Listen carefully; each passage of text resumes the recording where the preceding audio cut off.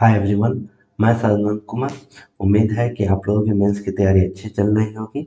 हाल ही में जो ऑडिटर का एग्ज़ाम हुआ था उसको पेपर को देख कर देखेंगे कि हम लोग क्या उससे कुछ सीखना चाहिए।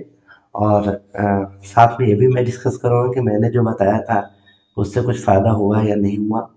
ये चीज़ चलिए तो ज़्यादा देर ना करते हुए हम लोग शुरू करते हैं। सबसे पहले जो फर्स्ट सेक्शन होता है हिस्ट्री। देखिए यहाँ पे 4 ही क्वेश्चन पूछे गए हैं जैसे आपको स्क्रीन पे दिख रहे होंगे, और शायद इसमें 3 के आंसर देने होते हैं। तो देखिए एक तो आपका ट्राइबल मूवमेंट का क्वेश्चन है। दूसरा आपका क्विट इंडिया का क्वेश्चन है। तीसरा है आपका ह्यूमनिज्म इन रविंद्रनाथ टैगोर। रविंद्रनाथ टैगोर के दर्शन में जो मानववाद का विश्लेषण, ये आपको करना है। और फोर्थ क्वेश्चन है आपका main features of the Mauryan art. आप पुराने वीडियो मेरे जाके देखें। मैंने सिर्फ 6 और 7 इंपॉर्टेंट टॉपिक बताया कि मिनिमम आपको इतना करके जाना है। उसमें से आप देखेंगे तो एक पाल कला है और मौर्यन आर्ट है 67 के लिए। साथ में आपका 1942 है। यहाँ पे भी देखिए क्वेश्चन 1942 से आ गया है। यहाँ पे मौर्यन आर्ट से क्वेश्चन आ गया है। साथ में ट्राइबल रिवोल्ट से भी क्वेश्चन आ गया है। तो आप अगर सिर्फ 6-7 टॉपिक भी करके जाते हैं तो आप यहाँ से 3 क्वेश्चन आप हैंडल आराम से कर लोगे। अगर आप बीपीएससी मेंस का क्वेश्चन देखें तो वहाँ पे 6 क्वेश्चन दिए होते हैं, उसमें से हिस्ट्री के सेक्शन से 3 क्वेश्चन के आंसर देने होते हैं। यहाँ पे सिर्फ 4 ही क्वेश्चन दिए हुए हैं, तो वहाँ पे क्वेश्चन सेलेक्ट करने में और भी आसानी हो जाएगी। चलिए सेकंड सेक्शन की बात करें तो मैंने यहाँ पे बहुत सारे इंपॉर्टेंट टॉपिक का लिस्ट मैं बाद में बनाने वाला था। सिर्फ 1-2 टॉपिक का मैंने जिक्र किया था, उसमें से भी देखे तो एक आपका जो रसिया यूक्रेन वार है, यहाँ पे भी आ गया। मैंने बताया भी था कि ये काफ़ी इंपॉर्टेंट टॉपिक है आपके लिए।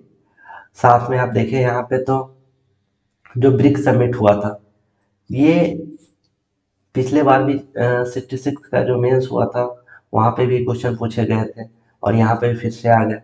तो ये इंटरनेशनल ऑर्गेनाइजेशन है, या फिर जिस ऑर्गेनाइजेशन में स्पेशली जिसमें भारत है, वो ऑर्गेनाइजेशन आपके लिए इम्पोर्टेंट हो जाता है।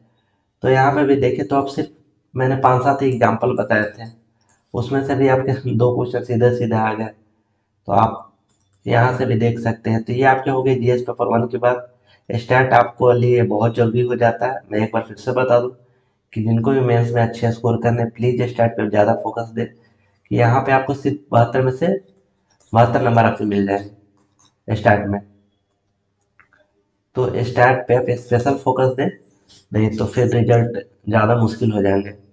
जहाँ आपके एग्जाम में इंजीनियरिंग बैकग्राउंड के लोग भरे पड़े हैं, आपके लिए मुश्किल हो जाएगा। चलिए सबसे पहले हम लोग देख लेते हैं कि मैंने क्या बताया था। जो टॉपिक बताया था बहुत ज़्यादा इंपॉर्टेंट। मैंने आप मेरे पुराने वीडियो जाकर देखेंगे तो मैंने ये बताया।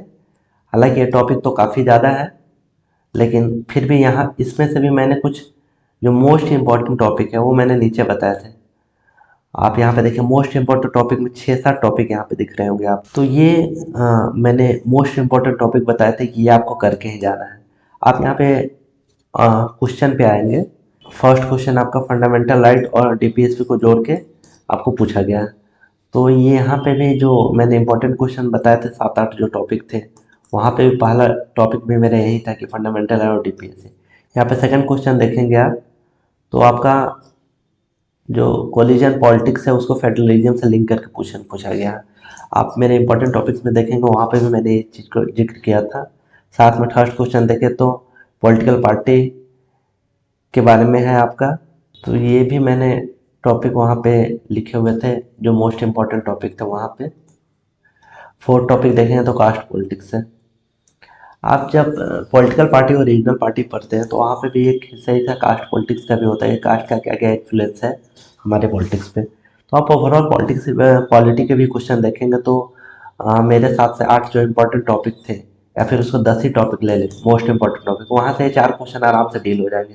आप इन टॉपिक को करके जाए। मिनिमम ये बेयर मिनिमम टॉपिक्स है। अगर आपने ज़्यादा किया तब तो कोई दिक्कत नहीं है। जिन लोगों ने नहीं किया उनके लिए मैं फोकस कर रहा हूँ कि आप मिनिमम ये चीज़ करके जाए, या फिर जिनके पास टाइम कम है। चलिए आप ज्योग्राफी का क्वेश्चन देखें तो उसमें आप जो वीडियो मेरा देखेंगे वहाँ पे मैंने कुछ इंपॉर्टेंट टॉपिक सजेस्ट किए थे, वहाँ पे मैंने क्लियरली मेंशन किया था कि ग्रीन रिवॉल्यूशन आपके लिए इंपॉर्टेंट है एग्रीकल्चर सेक्शन से। साथ में आपका जो पॉपुलेशन ग्रोथ है, डेमोग्राफिक डिविडेंड टाइप के क्वेश्चन इसको लिंक करके पूछा गया है कि आपका ये वरदान और अभिशाप दोनों है। तो आपको ये एक्सप्लेन करना है कि वरदान और अभिशाप कैसे है। मैंने थोड़ा बहुत इसके लिए बताया था कि ये इंपॉर्टेंट टॉपिक है, हर साल पूछे जाते हैं, प्रीवियस क्वेश्चन में देखेंगे तो वही होगा, तो इसलिए मैं ये हाईलाइट टॉपिक किया था।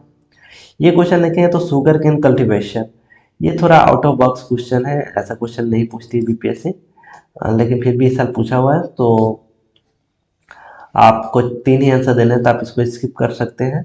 और फोर्थ क्वेश्चन हम देखेंगे तो जियोग्राफिकल डिस्ट्रीब्यूशन ऑफ ट्राइबल, ये भी थोड़ा सा अलग क्वेश्चन है, तो आपको इन दोनों क्वेश्चन में से आप किसी न किसी एक क्वेश्चन को डील करना पड़ेगा। अगर आपको ट्राइबल्स के बारे में ज़्यादा कुछ नहीं पता है, फिर भी आप बता सकते हैं कि नॉर्थ ईस्ट में ट्राइबल्स ज़्यादा रहते हैं, झारखंड है, उड़ीसा है, छत्तीसगढ़ है, इन सब में ट्राइबल ज़्यादा रहते हैं, तो आप इंडिया का एक मैप बना दें, वहाँ पे ये लोकेशन थोड़ा दिखा दें, इसमें थोड़ा नंबर मिल जाएगा। दूसरा इसमें सेकंड पार्ट ये है कि आपका कि उनके समस्या और समाधान का उपायों का परीक्षण कीजिए, उनके क्या क्या प्रॉब्लम्स है और उसका कैसे आप सॉल्यूशन निकालेंगे।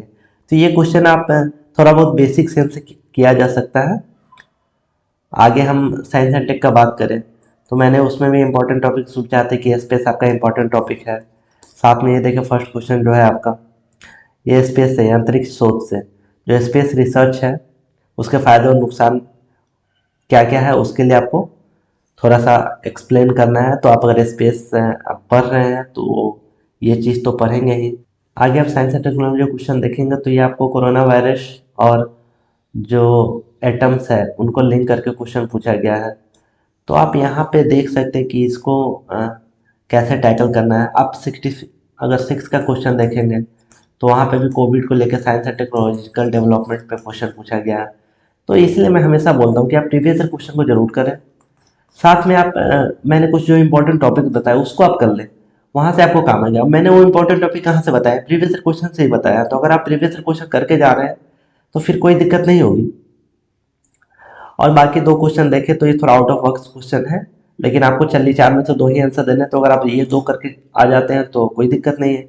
अगला क्वेश्चन आपका ये थोड़ा प्राकृतिक रोबोट, मानव और आधुनिक कृत्रिम रोबोट, आर्टिफिशियल इंटेलिजेंस से लिंक करके क्वेश्चन पूछा गया है।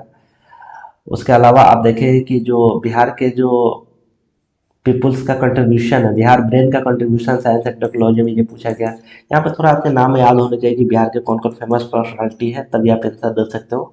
हालांकि ये दोनों क्वेश्चन जो फर्स्ट और सेकंड वाला क्वेश्चन आप सॉल्व कर सकते हैं, इजीली सॉल्व कर सकते हैं। तो ये ओवरऑल हो गया ऑडिटर की जो मेंस की बात है, ये भी बीपीएससी लेते हैं इसलिए मैंने ये डिस्कस किया।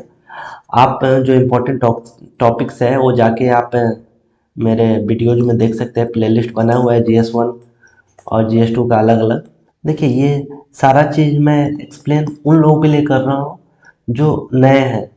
जिन्होंने सारे टॉपिक पढ़ लिया उनको तो कोई दिक्कत नहीं है, आप आराम से पढ़ें और फिर जाके आप उसको आंसर राइटिंग प्रैक्टिस करें और फिर जाके एग्जाम में लिखें। लेकिन जिनके पास टाइम कम है उनके लिए ये सारे टॉपिक है कि शॉर्टकट है कि आप 10 टॉपिक या 12 टॉपिक पढ़ के आप काम चला सकते हैं कि आपका एग्जाम में आंसर आप लिख सकें, तो आप बाकी से एकदम एलिमिनेटेड फील ना करें।